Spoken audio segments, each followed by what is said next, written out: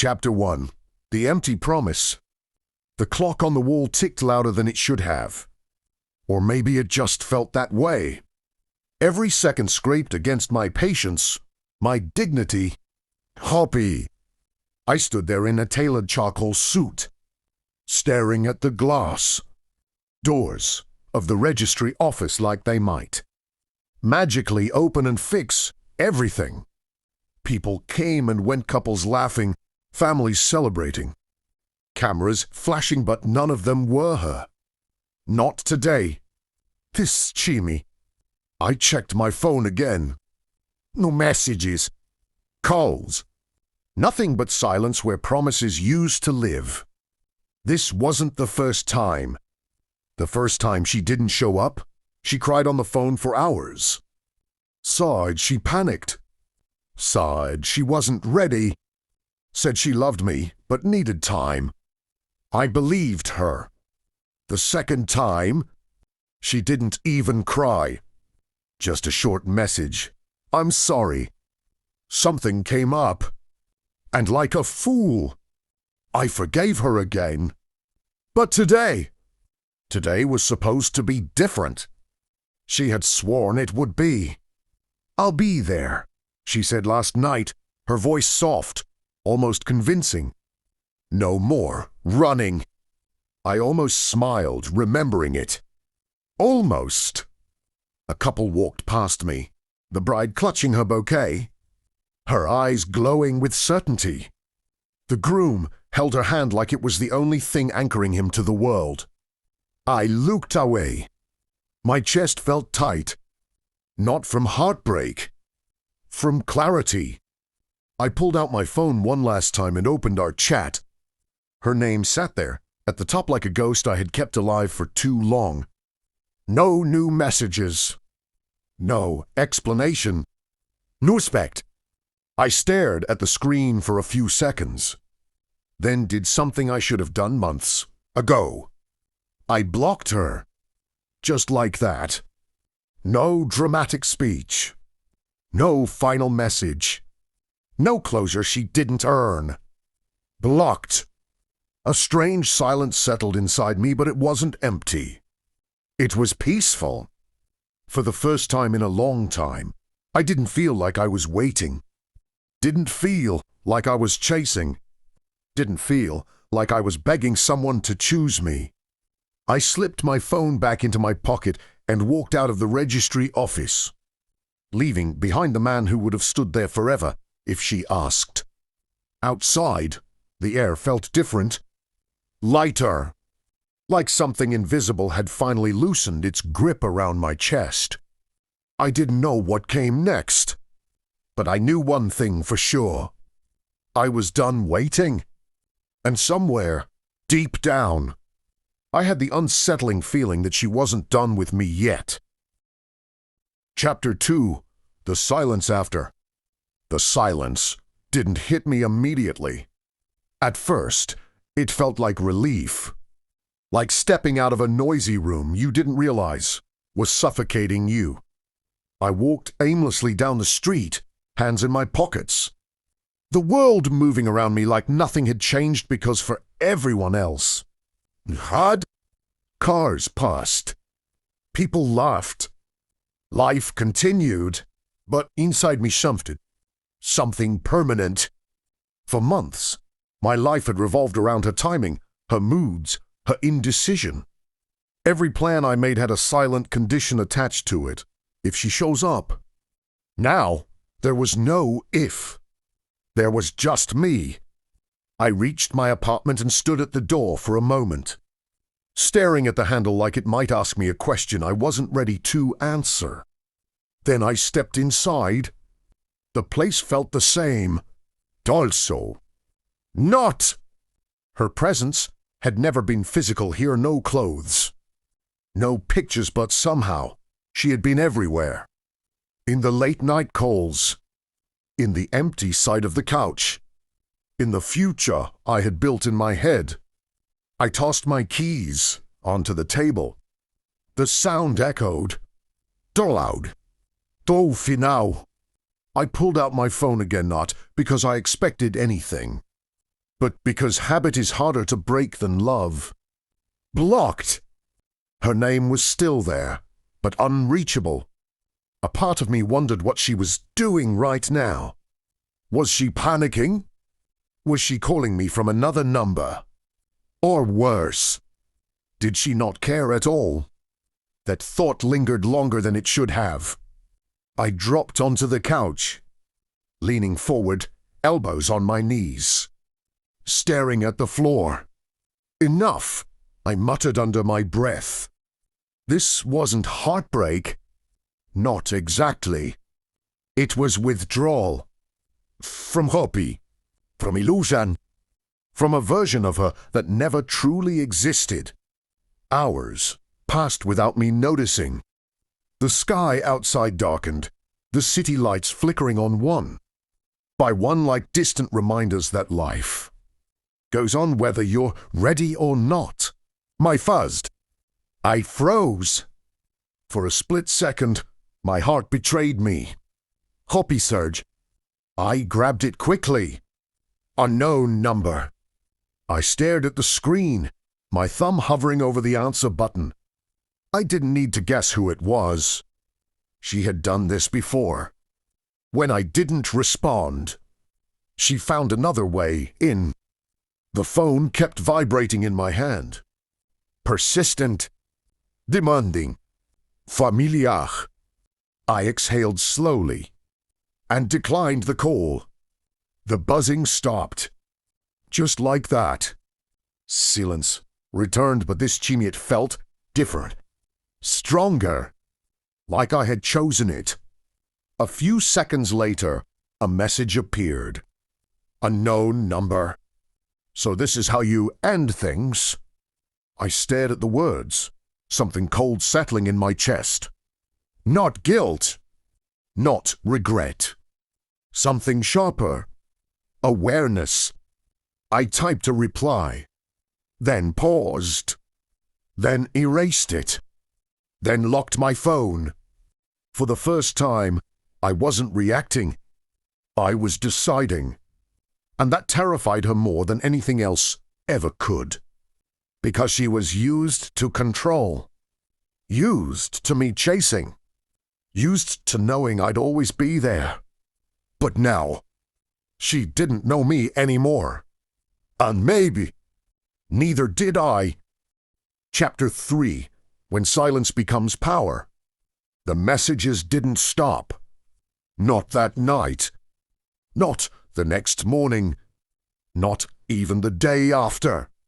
At first, it was just a few. Answer me. Why are you acting like this? This isn't you. I read them all, and replied to none. Each message felt less like concern, and more like control slipping through her fingers. By the third day, the tone changed. You're really going to ignore me? After everything? Oh, I almost laughed at that one. After everything? What everything? The broken promises. The waiting. The humiliation of standing alone twice where I was supposed to start a life. This time, I didn't let her rewrite the story. I put my phone face down on the table and walked away. That simple act felt powerful. Not loud. Not aggressive. Final. I started rebuilding my routine. Morning rooms. Work without distractions. Evenings without staring at my phone waiting for her name to light up the screen.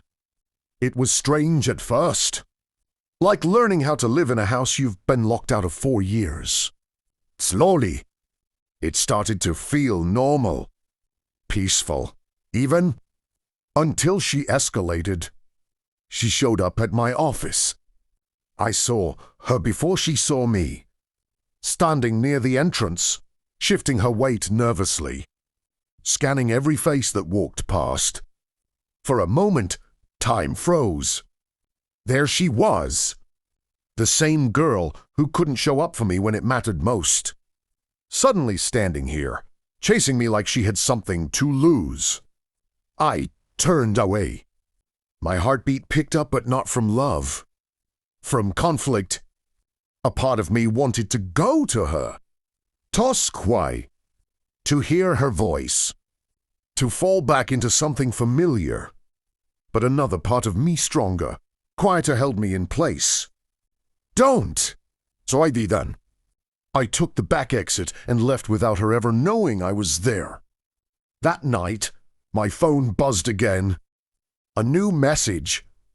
Not from an unknown number this time. From her friend.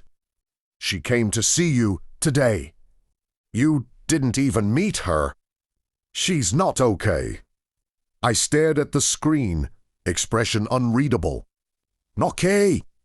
For months, I hadn't been okay either. And she never noticed. Baby. She just didn't care. Another message came. This time from her.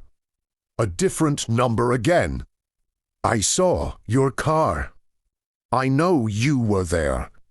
Why are you doing this to me? I closed my eyes for a moment, exhaling slowly.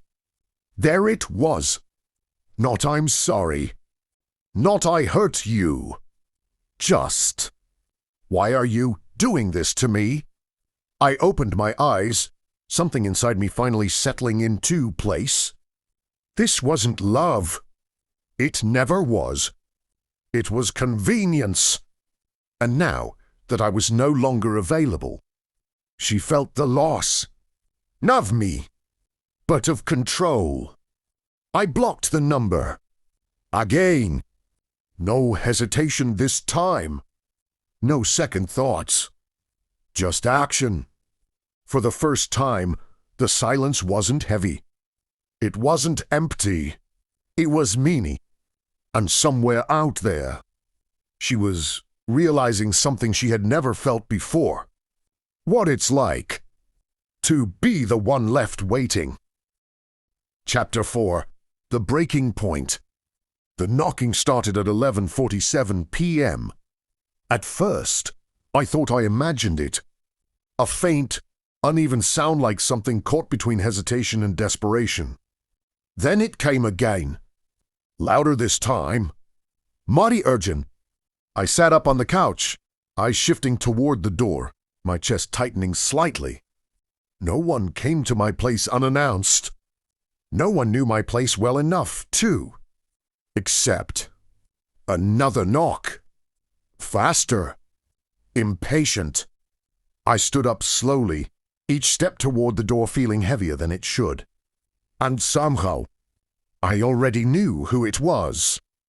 When I opened the door, the night air rushed in cold, sharp, and carrying the scent of rain. And there she was, standing right in front of me, soaked, breathing unevenly, eyes searching mine like she had been running not just through the streets, but through every possible outcome that led her here. For a moment, neither of us spoke. The silence between us wasn't awkward. It was loud, filled with everything we hadn't said, and everything we should have. You blocked me. Her voice cracked slightly, but she tried to hold it together. It almost worked. Almost. I leaned against the door frame, arms crossing instinctively, not out of anger, but distance. Yes. No explanation. Knowledge. Just the truth. Her expression shifted. Not to sadness, to disbelief. You're just going to throw everything away like that? There it was again. That narrative. That subtle twist of reality where I was the one destroying something, instead of finally walking away from it. I shook my head slightly. Don't do that. What? She snapped, frustration leaking through. Make it sound like I'm the one who didn't show up. That Hichi. I saw it in the way her eyes flickered, in the way her lips parted but no words came out. For the first time since I'd known her, She didn't have a response ready. I was scared, she said finally, softer now. You don't understand what that felt like for me. I studied her face. The same face I once would have done anything to protect. The same voice that used to pull me back no matter how far I tried to go. But something was different now. I wasn't reacting. I was observing. And what did it feel like for me? I asked quietly. She hesitated. That was all the answer I needed. Rain started falling harder behind her. Droplets hitting the ground like a ticking clock. I came here, didn't I? She said, almost defensively. That should mean something. I let out a slow breath. Dois! Her eyes lifted slightly, hope flickering. But I didn't step aside. I didn't move. It means you showed up. When it was finally inconvenient for you not to. The hope disappeared. Replaced by something sharper. Panic. I'm here now, she insisted, taking a small step forward. We can fix this. Fui. That word used to mean everything. Now it felt misplaced. There is no we, I said calmly. And that was it. That was the moment something inside her broke. Loudly. Not dramatically. But completely. Her expression crumbled. The composure she had been clinging to slipping through her fingers. You don't mean that, she whispered. I held her gaze. Didn't look away. Didn't soften. Raiu? The silence that followed was heavier than anything before. No anger. Shouting. Just the quiet collapse of something that had already been falling apart for a long time. She stepped back slowly, like the ground beneath her wasn't as stable as she thought. Rain soaked through her completely now, but she didn't seem to notice. For Juan's. She was the one left standing outside, and I was the one who had closed the door. Not just physically, but completely.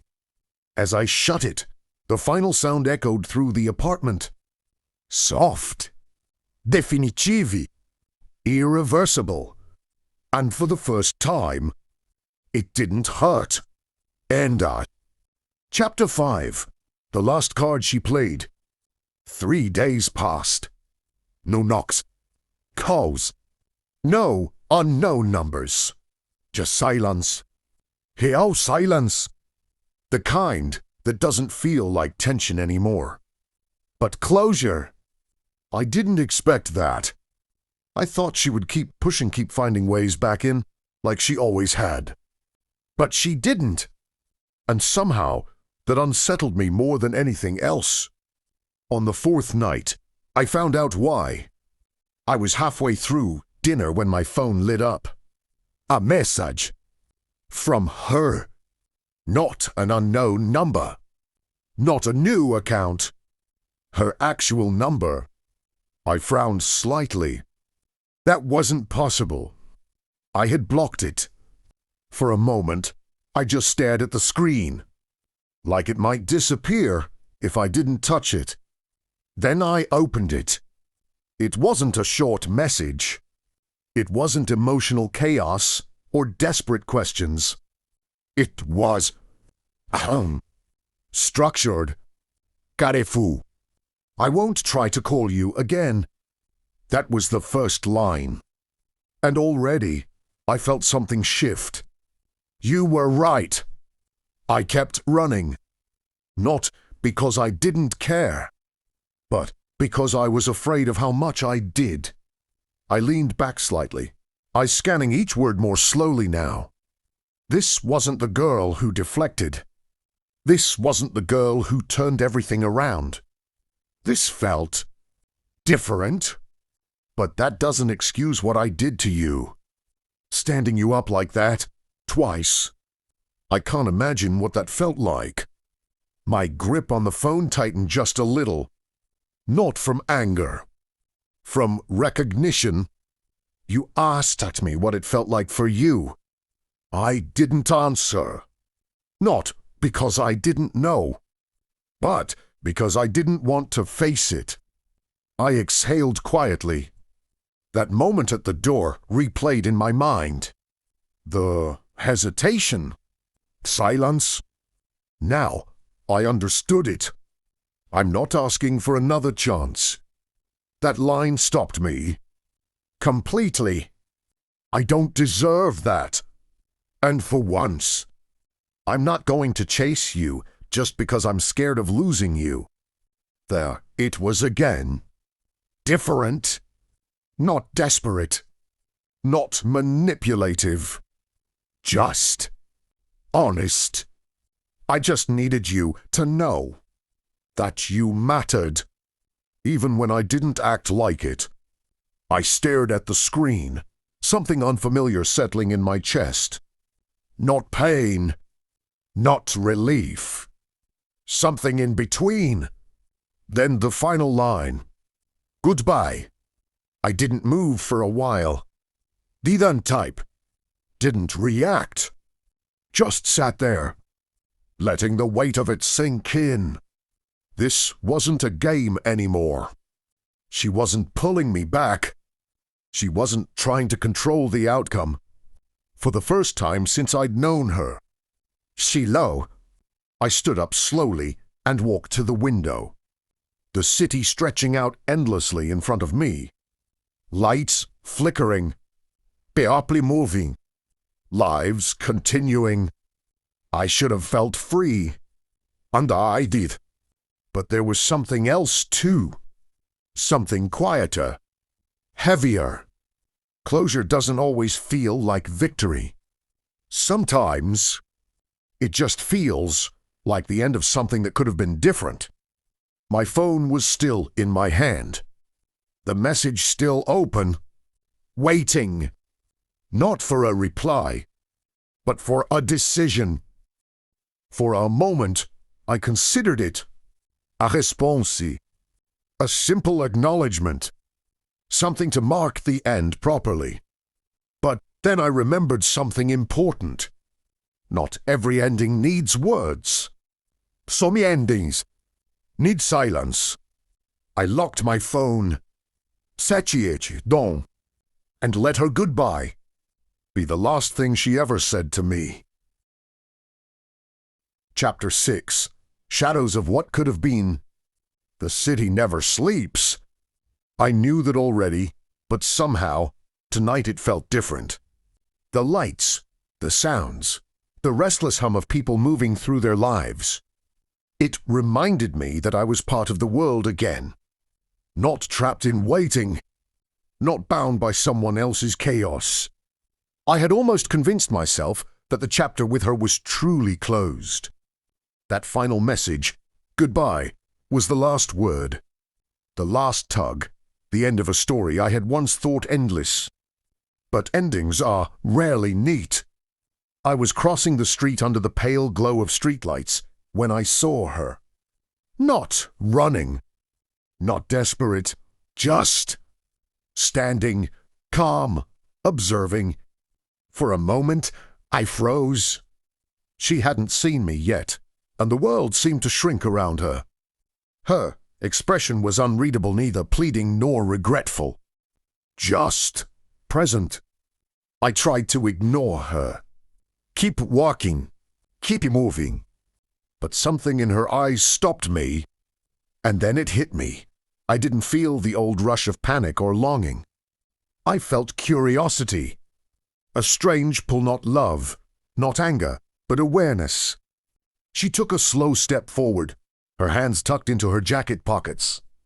A cautious approach. Almost hesitant. I didn't think I'd see you again, she said softly, almost to herself. I didn't respond immediately. Words felt unnecessary. There was a tension in the space between us, heavy and palpable, yet quiet. She glanced around, batching me.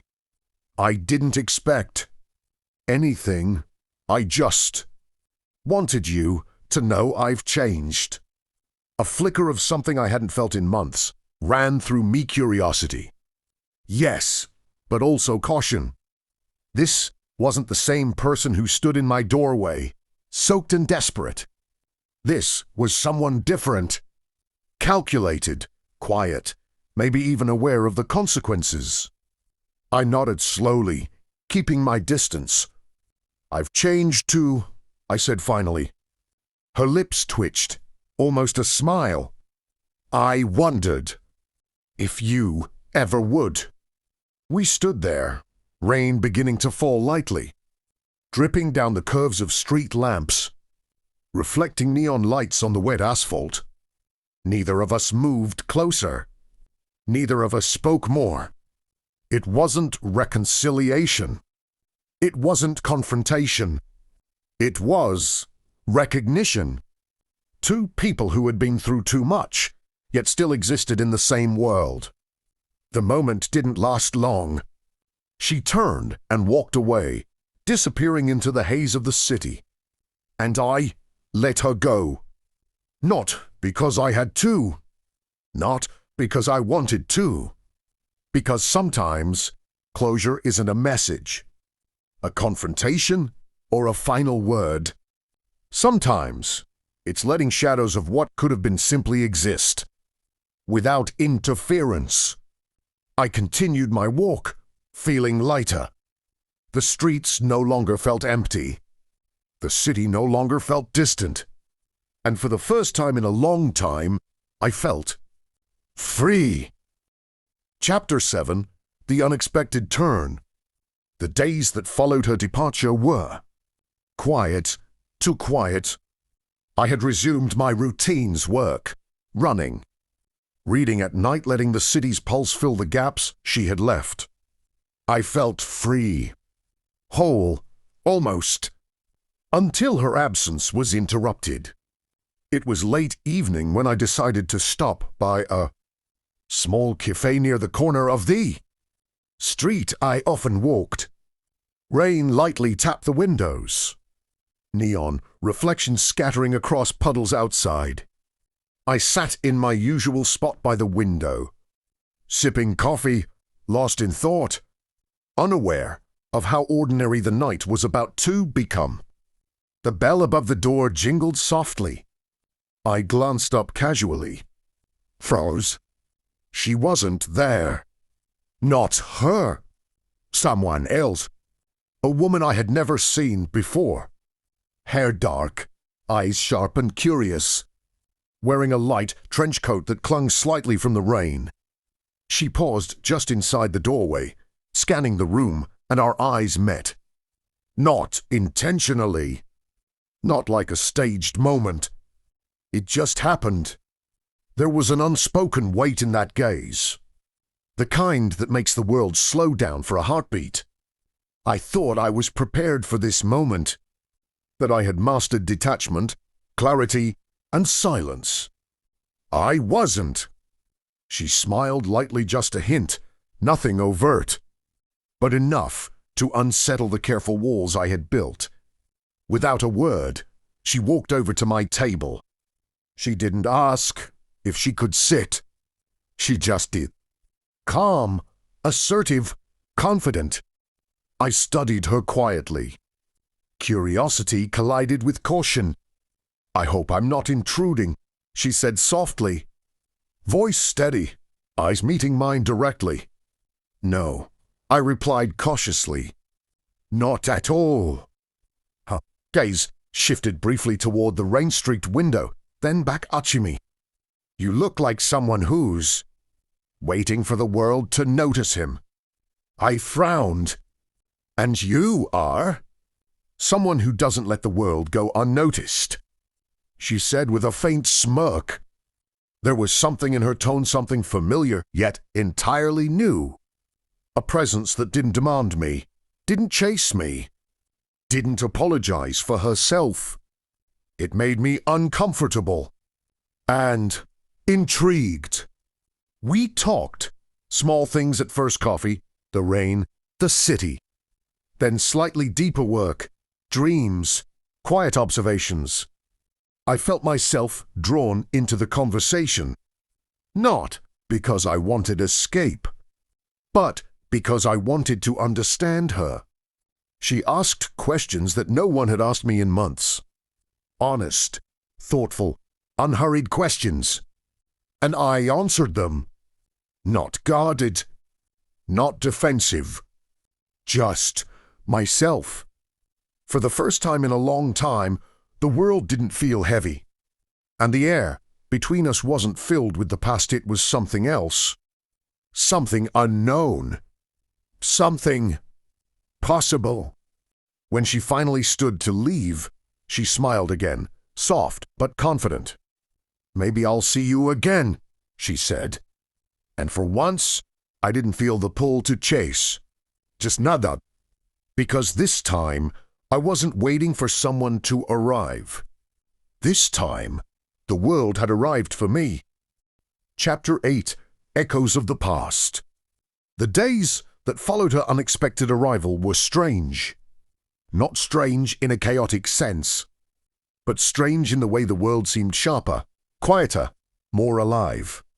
Every detail: the neon reflections on wet streets, the subtle hum of traffic, the distant laughter of people passing by carried weight. And through all of it, I felt aware of her. I hadn't seen her again since that night at the cafe, and I hadn't tried. Not because I didn't want to, but because I didn't need to. That first meeting had been enough to awaken something in me I didn't realize was dormant: curiosity. And curiosity, unlike desire, doesn't demand. It observes. It was late evening when I saw her again.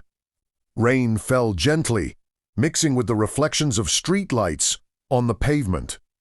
She was there, just across the street, leaning against a lamppost, hood slightly up, hands tucked into her coat pockets. I froze. Her eyes found mine immediately, but this time they weren't.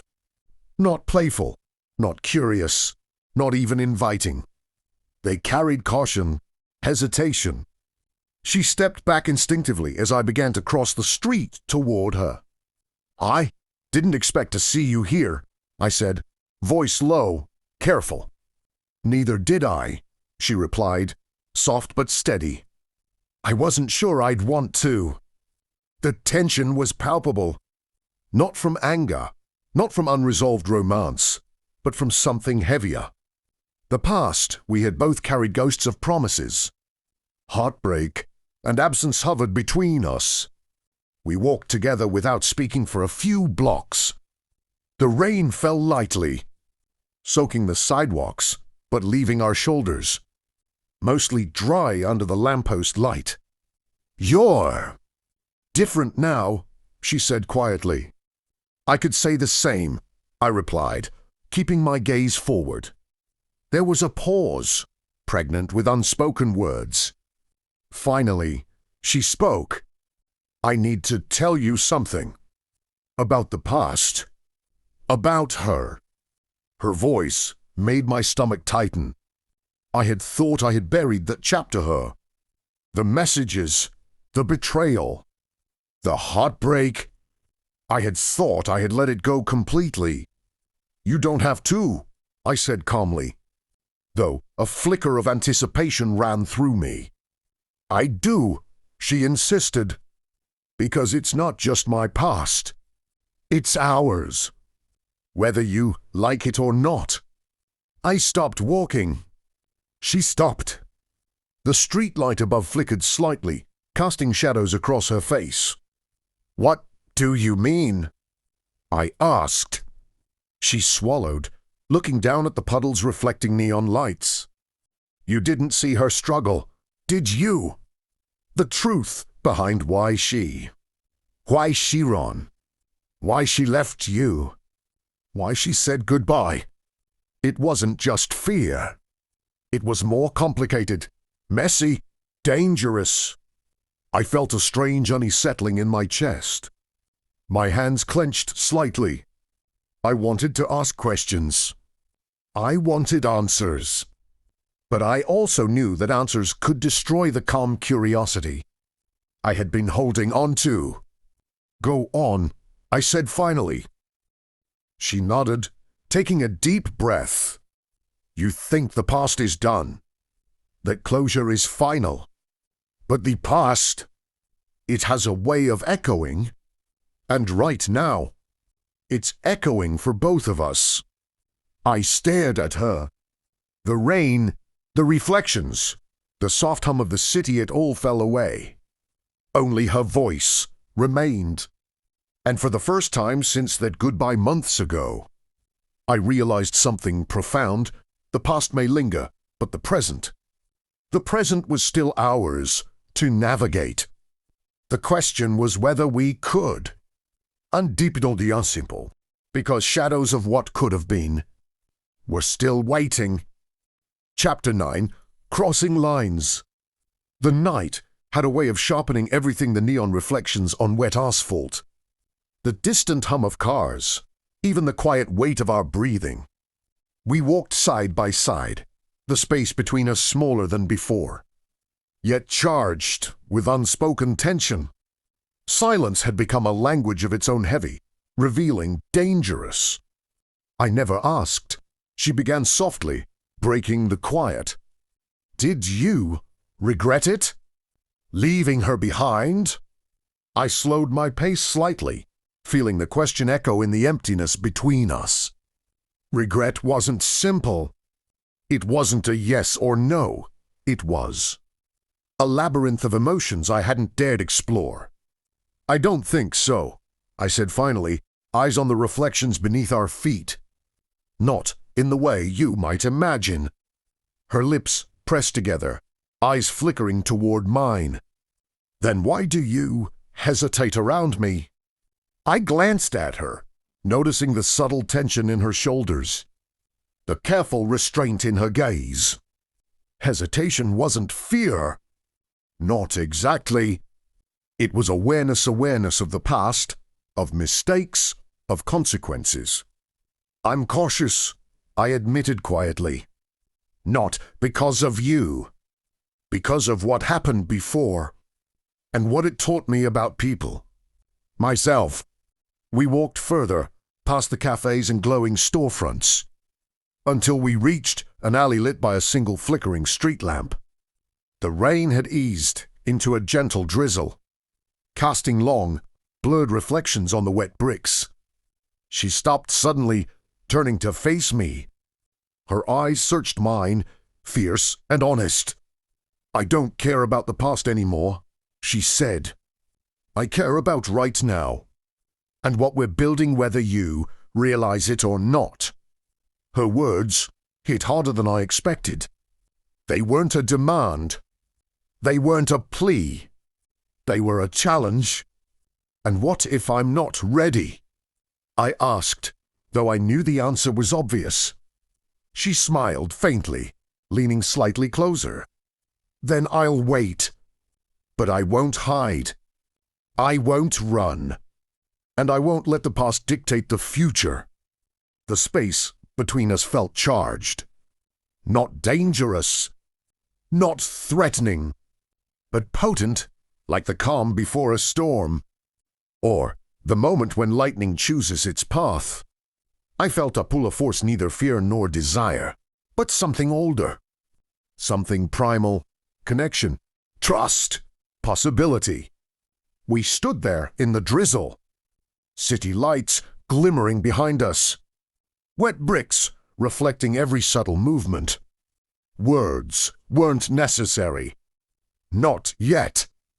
Because in that quiet, tense, fragile moment, something unspoken passed between us.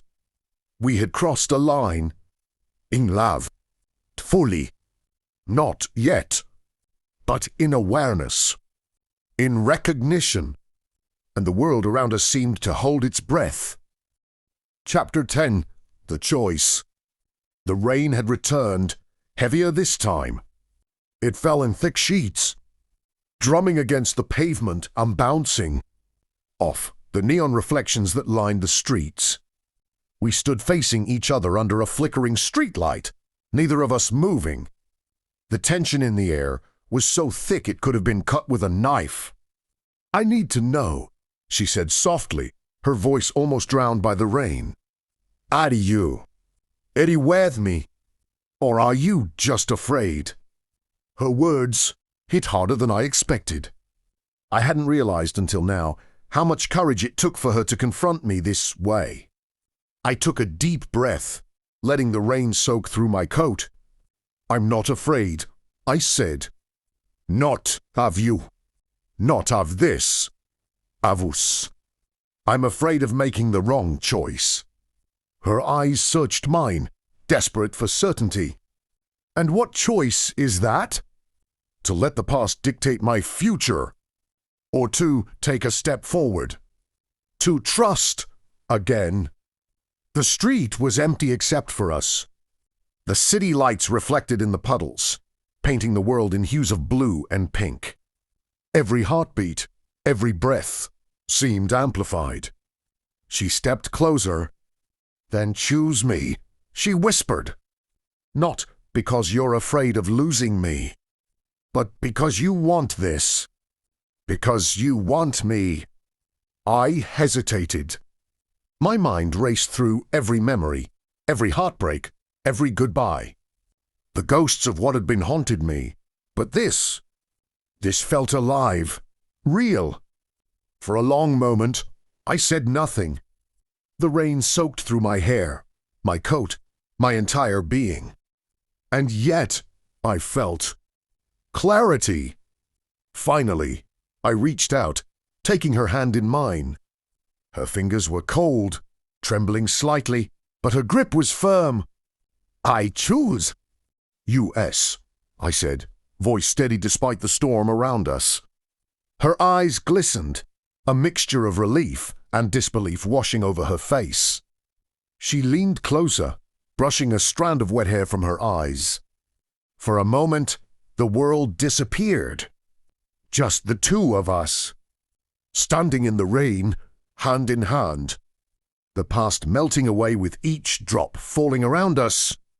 And then she smiled.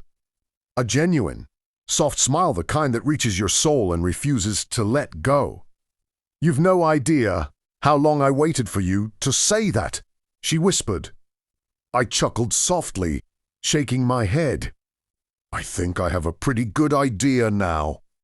We stood there, letting the rain soak us. Neon lights, reflecting off puddles like 1,000 tiny promises. Not promises of perfection. Not promises that life wouldn't hurt again. Just a promise that we would face it. Together. The storm didn't matter. The past didn't matter. For the first time in a long time, only this moment mattered. And in that moment, I realized something profound. Love isn't about avoiding the storm. It's about standing in it, with someone who refuses to let go. And I wasn't letting go.